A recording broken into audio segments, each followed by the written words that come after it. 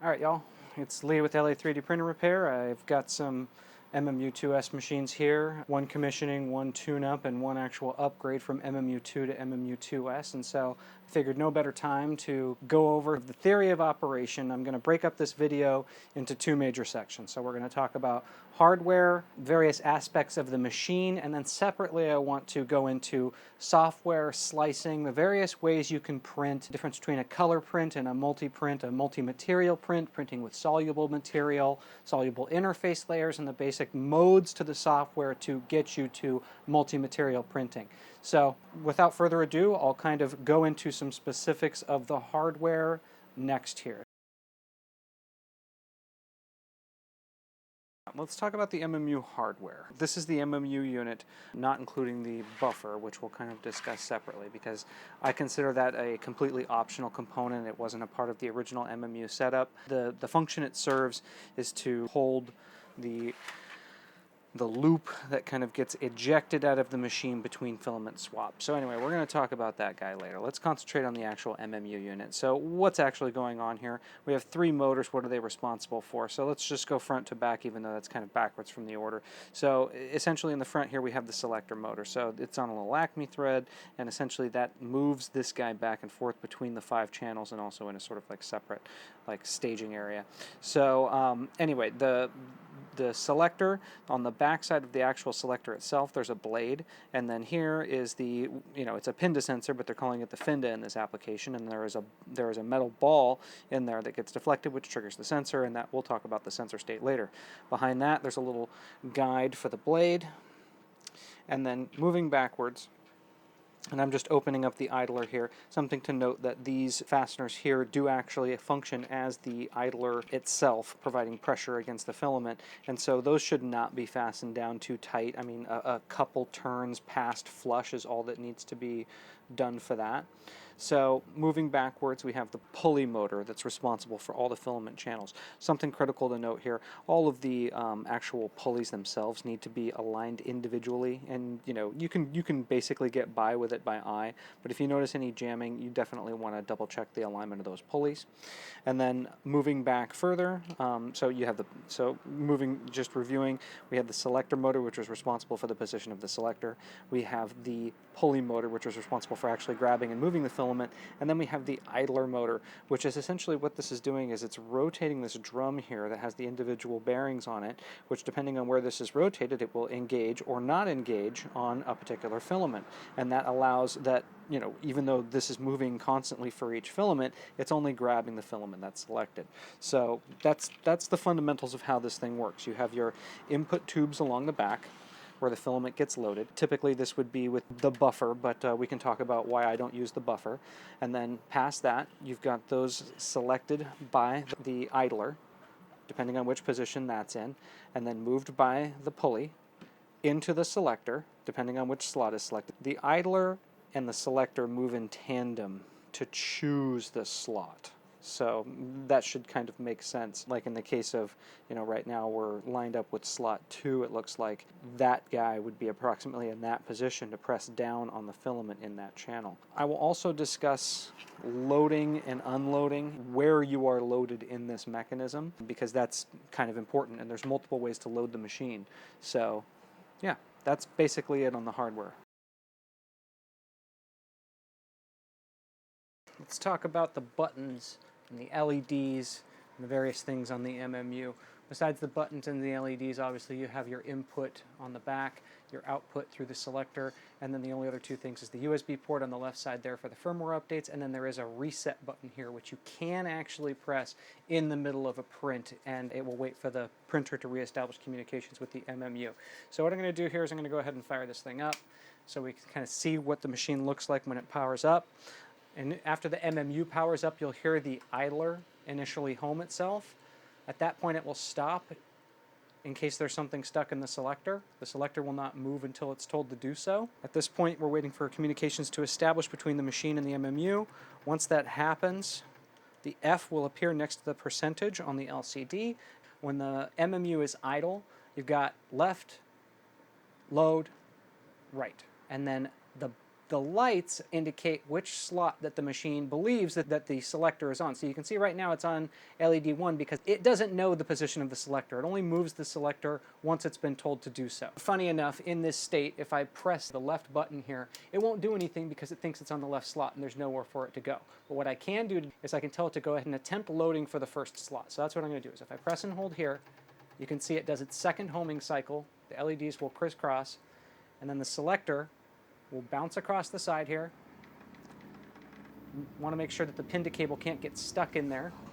Go to the left, and now at this point, it's trying to load filament. We've got a blink on the orange LED there. So what I'm going to do is I'm just going to take a piece of filament and satisfy it so we can move back to talking about the LEDs.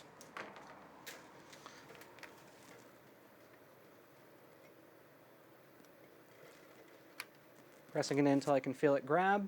It's going to trigger the FINDA, back, and that slot is loaded. We're going to go back into loading. Right now I want to concentrate on the LEDs. When the machine is idle, left, load, right. So now that it knows it's on slot 1, if I press and hold right button, it's going to move to slot 2, and you can see that reflected in the LED. Also, if I'm going to load the second channel, I can do that from here. We'll talk more about loading in a minute, but if I just grab it out of slot 1, grab slot 2, the blinking is telling me it's trying to load. Insert it until it grabs it. Test, retract, happy. That's it.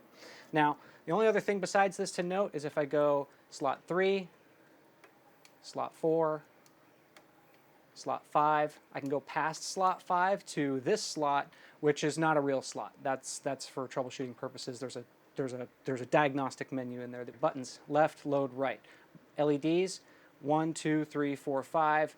Green means it's on the slot. Orange means it's moving kind of away from the slot to another slot. Slow blink means it's trying to load. Fast blink means it's trying to unload, and that's in the case of during the print. During the print, the buttons and the LEDs actually work a little bit differently.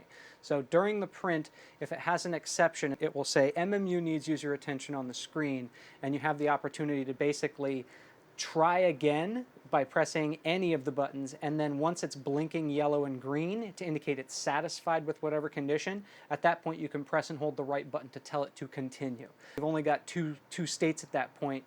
Try again and go ahead. And the go ahead only works when you've got a flashing orange and green to indicate that the machine is satisfied. The other LED status that can happen, I'll see if I can demonstrate that now. I'm just going to go ahead and disconnect the feeder from the selector, remove filament out the back, and then I'm just going to take a filament scrap and I'm going to jam this in here. I'm going to power cycle the MMU. Maybe I need to hold that. Is it going? Okay. Nope, it's going.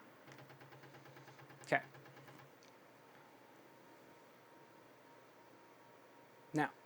Now that I've got the FINDA triggered, and I'll go into the sensor status in a minute, if I try and move this, notice how it goes to all flashing. It knows, or at least it thinks, if you notice that there's not a piece of filament stuck there, that basically this is being blocked. And if that's being blocked, then it will refuse to move this because this is now kind of jammed between those two. If it tries to actuate the selector, that's actually going to break this piece of filament. So this is a safety feature.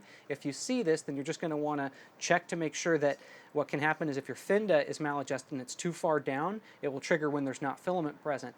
Also, what can happen, there can be a scrap of filament in there, or there can be what I call a bird's nest kind of suspending the ball against the FINDA. So you can check here, you can check in the sensor info screen to see if the FINDA is triggered, but if the FINDA thinks it's triggered, then that's likely what's happening. And right now, the idler, even though it's kind of on selector 1, is kind of grabbing passively on selector 2. So this is another quick tip. If I need to remove this and it's kind of grabbing, easy enough. You don't need to loosen these guys. These are the idlers. You can just lift up with your thumb, and that should give you enough to just kind of grab it out. So you notice when I drop down, that can't move. When I lift up, just like that, it's enough to kind of just pull that out. Now that I've satisfied it, you notice it switches from flashing orange to flashing green. Now I can just kind of go ahead and tell it to try again by pressing and holding the right button, and now it will continue its homing procedure. Go to slot 1, go to slot 2. You can see that it's at slot 2. It's happy. So that's just a little kind of background on the things you might see on the LEDs and what can go wrong there. besides the MMU2S unit itself, there are a couple of changes to the extruder from the MK3S extruder. Loading and unloading the MK3S extruder happens directly at the extruder and is as simple as trimming the filament appropriately, triggering the filament sensor, and letting it load. And typically, the MK3S is left loaded between printing cycles. As you can see, the MMU2S extruder is different from the MK3S extruder in that the door has this extension. The hat has a little chimney where the IR sensor has been relocated. Loading the filament in the MK3S, it simply detects when it passes the top of the system and then starts the motor to grab the filament. In this setup, the sensor isn't triggered until the filament is literally between the gears. So what's happening is the filament is loading, being caught by this, and then being handed off by the MMU. And we'll talk a little bit more about that in the next section. Before we proceed, I want to talk conceptually. I did mention that, when the MMU2S is installed, the actual extruder stays unloaded. So when you're loading the MMU2S, what you're essentially doing is making the filament ready in the MMU. So to kind of explain a little bit closer what's going on, I'm going to go ahead and open up the idler. Little mention on these idler screws. These things do not need to be super tight. Just a couple of turns past flush is all you need. And once it's open, you do want to be careful that those things don't go for a ride. So with it open, you can kind of see the filament pathway that the filament is supposed to traverse as it enters the system. So I'm going to go ahead and take a piece of filament here, and I'm just going to go ahead and jam that into the input tube on slot number, let's just do slot number 5 since that slot's more or less exposed. I've only got 3 tubes installed in here, so we're going to go with slot 3. You can see here, when I insert it into the back, it comes through the input tube and just over the pulley. Now, if the filament is fish hooked, is what I call it, it won't feed directly into the feeder tube in front of the pulley. So it isn't kind of important to make sure you straighten the filament. Also, about a ½ inch back from here, there's a little speed bump. That's why I recommend, instead of doing a standard 45-degree cut on the filament, I recommend cutting basically a spear tip, a blunt spear tip. And that helps you kind of get over that little speed bump at the back. So conceptually, when you're loading the MMU, all you're doing is getting it past that speed bump, over the pulley, and ready in the first receiver tube. So when we're doing a manual load, there are 3 ways to load the MMU. Manual loading is literally just jamming it in there and making sure we can kind of witness it right behind the tube. That's it. We'll go into the other 2 ways to load next, but I'm going to go ahead and close up the extruder, get ready for that. Like I said, once these are flush, just 1, 2, 3 turns is plenty. The trick is you don't want them too tight. Right about there. That's plenty. Okay, so let's go into the other 2 ways to load the MMU. Like I mentioned, you can load manually, which is literally just feeding the tube, and this just got booted up and it hasn't moved, so let's go ahead and let it home. In order to do that, we'll just go ahead and tell it to home slot 1 so we can leave the other tubes open. So I'm just going to go ahead and tell it to load, and because it hasn't moved, it's going to go ahead and go through its initialization procedure. Homing the selector, bounce, bounce, bounce, all the way over to slot 1. And now you can see it's going to go into loading mode. But this is a handy tip. You notice you can see the little grub screw that holds the pulley drive gears, going this way. That tells you it's loading. So, if you don't care to remember and look up which one is loading or unloading, slow is loading, fast is unloading, then you can just look in there and see which way the pulleys are turning. So now slot 1 is ready. So what I just demonstrated there is basically loading through the MMU. The 3 ways to load are manually, literally just taking a piece of filament, and if you can see slot 3 right there, I'm literally just going to go ahead and jam the filament in, past the pulley in the back. Oh, and look, see how it kind of pulled up at the top there? That's what I was mentioning. If it fish hooks, that's not going to work. So what you can do is, if you want to load manually, you can just manipulate it at the back and get it to kind of go through that front hole, and that is loaded ready. And to demonstrate that, I'm just going to go ahead and maneuver over to slot 3, and I loaded that slot manually. To confirm that it's ready, I can go ahead and tell the machine to load. Boom. Slot 3 is ready. So we've got manual, push it in. MMU, push the middle button when you're selected on the channel you want to load. It will tell you it's trying to grab the filament. Insert the filament until it grabs and go. The third way, same method, except you're triggering it from the LCD. So in the LCD down here, you can see if I go to load filament, I'm just going to say 2 since I'm currently selected on 3. You can see that the selector actuates to slot 2, starts blinking. So if I go ahead and take, just for the fun of it, I'm going to go ahead and take a second filament, insert it into the tube behind slot 2, press in until I can feel it kind of grabbing, and in this case, hard to push in because you'll notice the filament is cut like at an angle, and we need to prepare that like a spear tip. So I'm going to go ahead and cut that a few more times. There we go, a little blunt tip there. Machine is still waiting for the filament. Insert it, felt it grab, pulled it, triggering the Finda, pulling back, ready. That's it. When the idler is on another channel, it can be holding one of the other channels. So in this case, I'm trying to manually remove slot 1, but because it's on slot 2, it's grabbing it. I can either manipulate over to another channel or just lift up, and that will disengage the idler so you can remove that filament. So just to review again, I'm going to go ahead and go over to slot 1, and I'm going to manually load slot 3 by simply inserting the filament into the tube, over the speed bump, over the pulley, making sure that it doesn't go over the front feeder tube, manipulating it so it goes into the front feeder tube, and then pulling it back so it's just behind the front entrance there. That's it. That's manual loading. Second loading is via the MMU. So if I attempt to load slot 1 here, blinking to indicate that it's trying to load, I'm just going to take the filament from slot 3, insert past the speed bump until I can feel it grab, let go, pushes towards the Finda, backs up, ready. Bingo. Third way is from the menu. If I simply trigger load filament, and in this case I'm going to do slot 2, it's going to maneuver to slot 2 on the selector.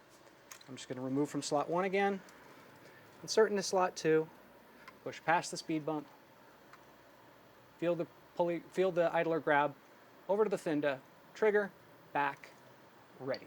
So that's loading the MMU. To be clear, loading the MMU is only putting the filament ready in the MMU. When the MMU starts printing MMU-specific G-code, it will ask you what filament it wants to print if you're in single mode, and if you're in multi-extruder mode, it will simply either remove or reinsert the filament that it needs for its particular step. If you're printing old G-code, once you load to nozzle, there's a special feature in the system called load to nozzle, and I'll demonstrate that now. Loading to nozzle pushes the filament into the extruder. Once the filament is loaded into the extruder, you can print standard MK3S G-code. One thing to note about that, at the end of the cycle it will leave the filament loaded, and you can use the unload filament option to remove the filament from the extruder, back it off into the MMU so you can resume normal operation. The last option I'll mention is the eject filament. So if I tell it to eject filament, it will assume it's in the extruder, because eject is a kind of special scenario where if the filament has gone past the back side and you can't remove it because the buffer is there, you can use the eject filament to kind of push it out the front and remove it that way. So it's a special feature that hopefully you don't need to take advantage of, but it's just a separate way to kind of remove the filament if it's kind of in the mechanism by removing it front ways instead of back ways. Anyway, that's the basics of loading the MMU, so let's move on. Okay, so before we go into details about troubleshooting, I want to talk conceptually about, what's going on here, where your gatekeepers are, and how that all works. So, the Finda up here on the newest revised parts, you've got a little witness hole right there where you can see the ball jump up and down. And then down here you've got the IR sensor, and you've got the extension on the idler door, which triggers the IR sensor, which is at the top here. So when I perform a load cycle, and this is going to happen pretty fast, what's happening is the filament is being pushed until it triggers the ball, then it's rapidly accelerating down to the extruder, and in the close-up here you'll see that the filament, once it's grabbed here, the MMU idler releases, and then a test happens here, and it happens pretty quick. Basically it's pushing down and then pulling up, and then if it doesn't untrigger the idler door, then it's loaded correctly and it's going to push down all the way. And so that's conceptually how the loading works. If either of those do not see what they expect, then exceptions happen. So let me just go ahead and perform an unload cycle, and it's essentially the same thing in reverse. This is going to do a little purge cycle. It's going to push up to here. At that point, this guy's going to stop. The pulley motor over here is going to rapidly remove until it untriggers the sensor here and then pulls out. Just some basic things that can happen. Let's first talk about the FINDA. Okay? If that gets untriggered during a printing cycle, it's going to think that the filament has exhausted, because basically there's no sensing behind here, so your filament run-out protection actually happens at your FINDA. So at that point, it's going to offer to eject the filament. So that's what can happen if you have a maladjusted FINDA. If you have the FINDA too low where it stays triggered, it will basically not detect when there's filament in the extruder, and that's going to be problematic.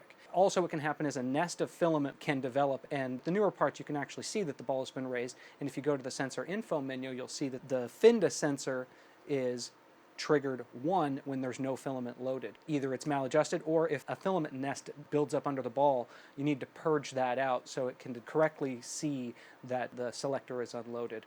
Also, if the selector is loaded when the machine is booted, you'll get the all lights flashing scenario. In the second half of the load, after it passes the first gatekeeper, which is the FINDA, it's going to go down and trigger the IR sensor. In the case of a load scenario, if there's a blob in the filament, and if it can't pass through here, it may develop a bite from the idler pulley back here, just because the hobgoblin type pulleys that they have on here are pretty gnarly. And so that's why also you don't want to have this too tight, because if it cuts into the filament, then it's going to have a little speed bump either on the load or the unload cycle.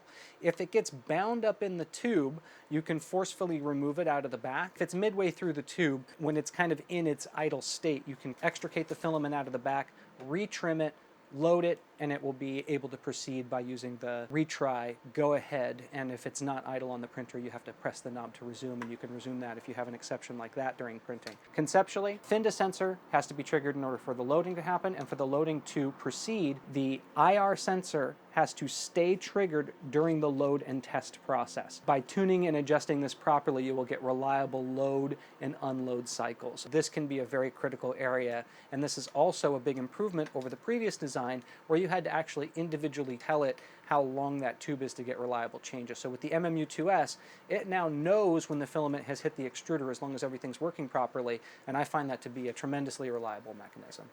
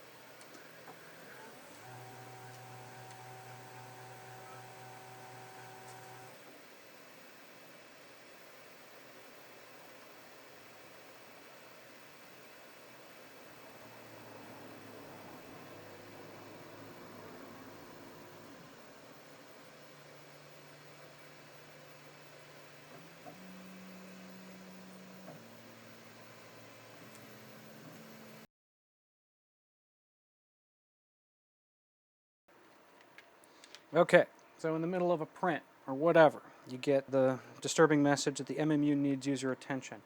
First thing you should do.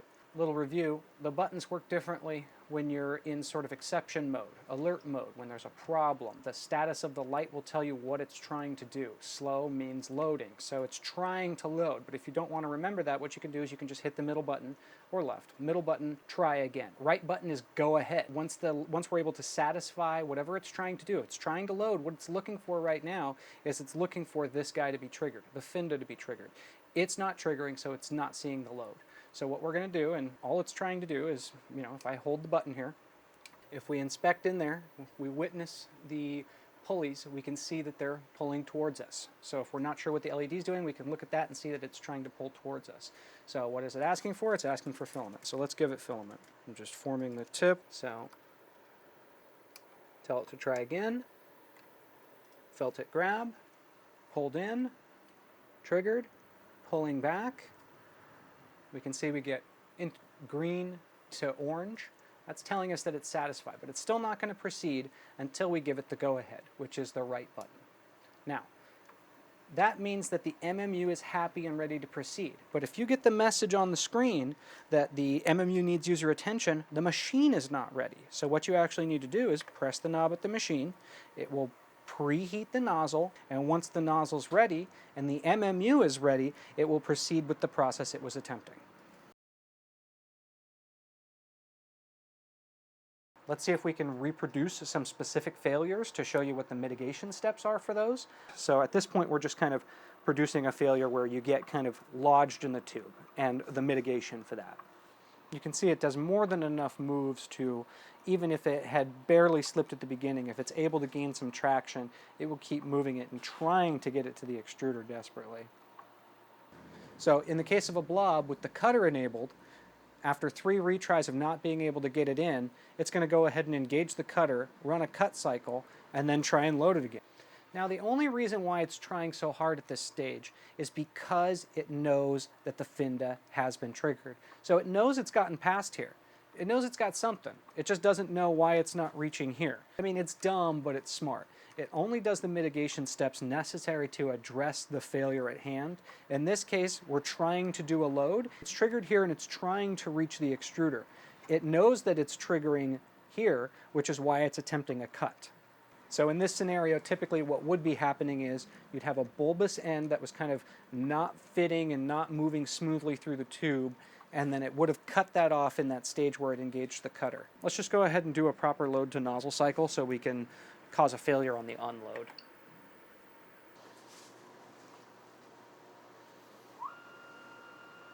First gatekeeper, second gatekeeper, handoff, loading, retracting, loading, passed. Good. So now in the unload cycle, same thing here. If a bulb forms on removal, it will do its best to try and creep it out if it doesn't remove in the normal cycle. It kind of does a little back and forth in case it's just kind of lodged in there. At this point, we're getting a fast flashing, indicating that it's had a problem unloading. At this point, it's basically just going to give up, because if there's something in here, it doesn't want to be grinding the filament too much and causing a problem. So at this point, it's going to ask for user attention. And what do? Real simple. It's stuck here, and it doesn't know why, and you need to figure out why, and also make sure that it's going to be able to load correctly on the next cycle. So what do I mean by that? So it's trying to unload. If it's stuck in here, we may have to, disengage the front of the selector to kind of pull it out there. The idler should be disengaged, so you should be able to move the filament smoothly if it's moving correctly. So in this case, I can just pull out. If it's stuck for some reason, I can lift up here. If it's still stuck, I may need to pull harder. Get that out of there. And then very important is, you can see the length that it needs to go there. I mentioned the bite.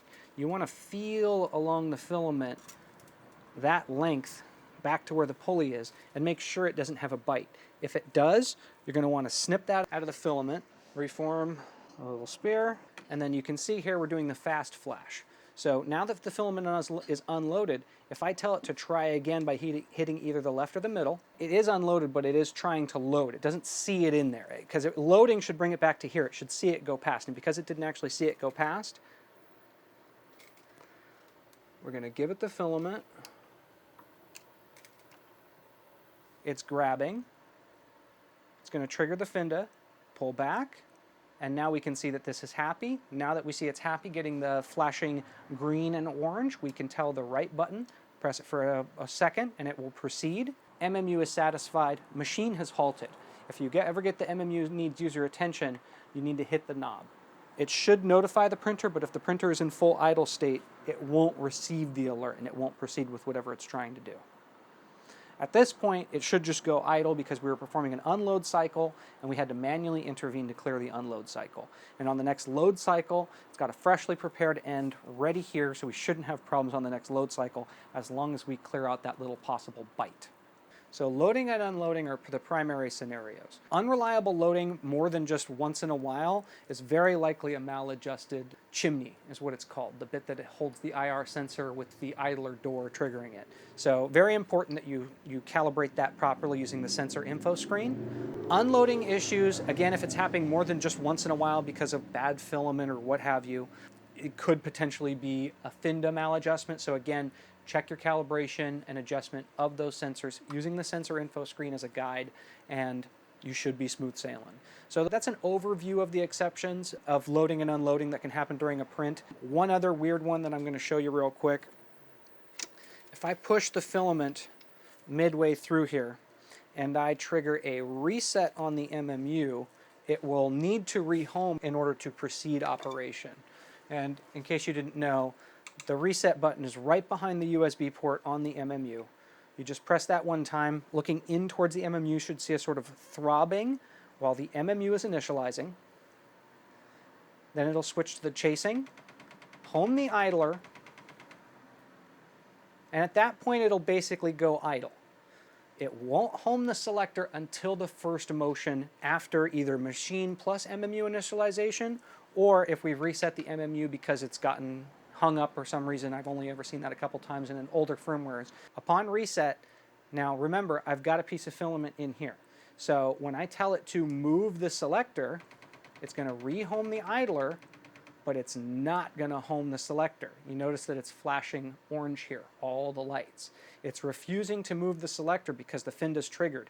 That can happen if there's a chunk of filament in there, or like I mentioned before, if there's a nest and you see the ball kind of through the hole, you know, you can actually witness it because it should be sort of below the surface like a sunset. If you see the ball up, it's elevated by something. So you need to go in there, remove here, and figure out what's going on. In this case, I can simply pull the filament out, and now that switched from flashing orange to flashing green, and now I can simply tell the machine to proceed, and it will continue with homing the selector.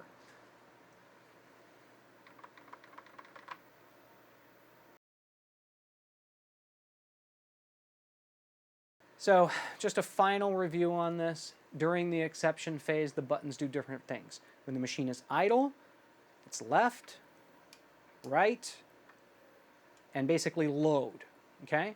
Left, middle, right. Left is left, right is right, middle is load. During an exception phase, basically left and middle basically just are try again. Do whatever you were trying to do again, either in the sense of show me what you were doing so I can help fix the problem, or I've fixed the problem, go ahead and give it a shot. It will accept when it's not seeing the proper result here or proper result here. Once you clear the exception and you see the flashing orange and green upon pressing the try again, then you need to tell the MMU it's okay to go ahead. So try again on the left and middle, go ahead on the right. You hold the go ahead for a moment. It will basically signal to the printer that it's time to go ahead. If you've walked away from the printer for, say, 20, 30 minutes, it may be idle and you may need to hit the knob in order to tell it to proceed. Otherwise, once it's satisfied, it will just continue with its operation if everything's preheated. So that's the high-level functionality and some basic failure mitigation on the MMU. And, you know, truthfully, as long as you're using quality filament, the presets are well set up to run reliably with good filament. In my experience, cheaper filament tends to develop strings. Strings will build up here, or the tips won't come out as blobs. And you can spend some time tuning the profiles for the filament. There's a giant section in Prusa Slicer for the specific settings, and then there's also a separate setting for the cooling as far as extracting and inserting the filament reliably between cycles. Your failures don't happen on the first cycle. Your failures will happen on the future cycles as material is starting to build up under here to the point where it elevates it where it's not reliably untriggering, or if you've tried to adjust this too many times, maybe cranked it down too much, the chimney itself can actually get malformed, and that can definitely create a problem. So do make sure that this is solid. You always want to do those tests in the sensor info screen. If it's running unreliably, stop the print, check the status of those sensors before you proceed. Another thing I'll mention, if you're getting really random behavior, my opinion again is that the MMU is tremendously reliable. The issues that can come up are typically with filament or one-off fluke issues. I'm not satisfied until I can get a 3.5-hour print out of these machines with zero interactions, period, zero interactions. IR sensor issue is the number one thing. Filament quality along with that. If your filament quality is poor, it's not going to run reliably. Second to that, IR sensor. Third and less likely is the FINDA, because that adjustment is fairly trivial and you won't even get to the IR sensor if your filament sensor is maladjusted. I have seen people with things in here which prevents the motion and they're just confused by the lights, so that does happen. Sensor info screen is your friend. Other things that can happen, if your idler and your selector get out of sync, the two screws that fix the idler sort of barrel to the idler motor need to be well done and not too tight. I have seen that part fracture, which allows the idler barrel to come unsynced. Also, if the idler screws here are too tight, it will not be able to overcome the torque, and that will cause that to get out of sync. You can recover from that during a print by hitting the reset button. But if that's happening, you should check your tension here and open up the lid, the hood if you will, rotate the idler barrel by hand and just inspect that around where it attaches to the motor and make sure that's not cracked. If that's slipping, you're gonna have problems. If your chimney has been tweaked too much and it's not holding position, just reprint that part. It's not too difficult. If you're having some random behavior, really unreliable, not really matching up with the LEDs or motion or whatever, I have seen people damage their logic cable. So you do want to be careful that there's plenty of clearance on that cable. You cut enough out of the door where that cable is able to, move smoothly, a minimal friction in that position, and that obviously you won't get proper response out of the system at all if your logic cable is not correctly connected to the motherboard. So make sure that's in there, nice and secure, blue towards the outside of the main board and on the top set of pins with the IR sensor on the below set of pins. That's the big sort of edge cases that I have seen on this machine. You're going to do yourself a favor by sticking with filament profiles that are tried and true with Prusa. I have a preference for Filament PM and Prusament. Whenever I'm commissioning an MMU, that's what I grab. Most typical failure on a correctly assembled MMU is, again, not to reiterate, but the IR sensor adjustment, so use the sensor info, and then over-tightened idler. These do not need to be tremendously tight. The Hobgoblin gears grab filament like nobody's business, so don't give them more than they need to reliably grab the filament. And remember, fundamentally, the MMU is not pushing your filament. It's only switching the filament. There's a handoff between the MMU and the extruder. The MMU prints exactly the same way as the MK3S in the sense that it's direct drive. This is just a mechanism to change which filament is in there. All three motors here go passive once the filament is loaded and during the general printing cycle. So, reiterate, idler screws, IR sensor adjustment, don't use bad filament, check your alignment of your FINDA, your IR sensor door, make sure everything is set up correctly and your wires are routed correctly. You're not mashing your logic cables. Use the buffer if you want. The last thing I want to cover is some recent changes to some parts in the blade holder on the back of the selector itself, and then also the PTFE guide that sits right behind the selector. And really that's all for the sake of making the cutter much more reliable. That's what I got for you. Let's go into the changes on the bench. So the last thing I want to cover here are some recent changes to the MMU parts in the selector, the PTFE holder, and the blade holder. The selector, the only couple of things that have changed are, if we look on the side here, we have old part on the left, new part on the right. You can see a witness hole here.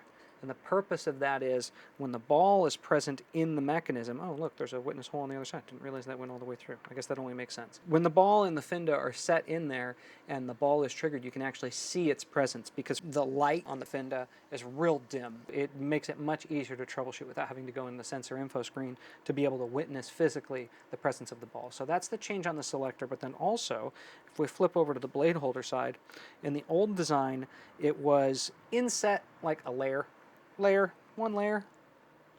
On the new design, what they've done is they've taken and they've dropped that down, I think just one layer? 3 layers? So now it's 3 layers instead of 1 layer, so they dropped that down 2 layers. And then the real change, besides the witness hole, and that being deeper, is that the blade holder is now printed in reverse orientation. Initially that was printed in this orientation, and now it's printed in this orientation. Why? Because the old design used to have just the whiff of a shadow of the thickness of the blade, half the thickness of the blade, and the purpose of the old design was to basically pinch the blade and hold it in place. And what I've seen is that the blade will kick out when it's attempt to engage. So that's why the blade has been disabled up until very recently with these new parts. And there's a much more positive engagement of the blade with the new system. That's been my feedback. So every MMU that I see since those changes, I make sure we get those new parts on there, on the selector. And then on the PTFE holder behind, what they've done is, this is the old, and it's basically just got a notch. If you look at the profile, it's just got a little notch where the blade kind of sits and tries to trim the filament. What they've done is they've kind of extended the back half of that notch to more closely, it's kind of like, I imagine like a butcher block. So essentially the filament is kind of getting held against the block when the blade goes by. And so I find, again, the combination of these two parts make that cut cycle much more reliable, which, you know, fundamentally, the load cycle, if a blob occurs, now the machine can mitigate that on its own. And this is just yet another example of Prusa not leaving good enough be. They will improve the process until it's perfect. I'm just really happy to see those changes. The MMU doesn't get a whole lot of love and publicity just because, you know, it's an assemble your own kit. It is not experimental, but it's a bleeding edge thing. I mean, most manufacturers are barely offering, you know, pitiful dual extruder capability and, you know, going nowhere with it. You see people that are doing the triple extruder, and even this is with a full draft and ooze shield and the slightest amount of nozzle offset, and you get this terrible bleed. I mean, this just doesn't work. The MMU2S is just a far superior mechanism. These are the exact same filaments. You can see the contrast, perfect. I should have increased the purge there. There's actually a little bit of bleed of the red into the gold there, but overall, I mean, you know, this is with a bunch of tuning on a dual nozzle system. This is out of the box with a properly tuned MMU. Just give it the filament and let her rip. So yeah, super impressed with the MMU, properly tuned. I think you will be too. Yeah, go out there and have some fun. Happy printing. We're here if you need us. We're not hard to find. You search online for 3D printer repair. We've only got one competitor, and that's us. Give us a call if you need us. Thanks for watching.